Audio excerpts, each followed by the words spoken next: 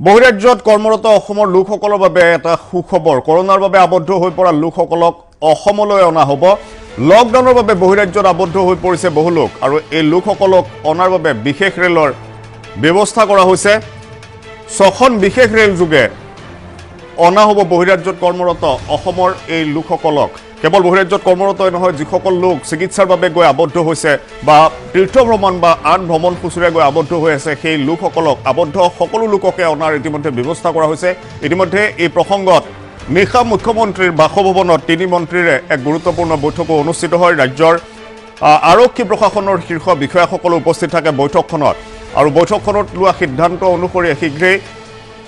বহিৰাজ্যত আবদ্ধ লোকসকলক অসমলৈ উভতাই অনাৰ ব্যৱস্থা কৰা হৈছে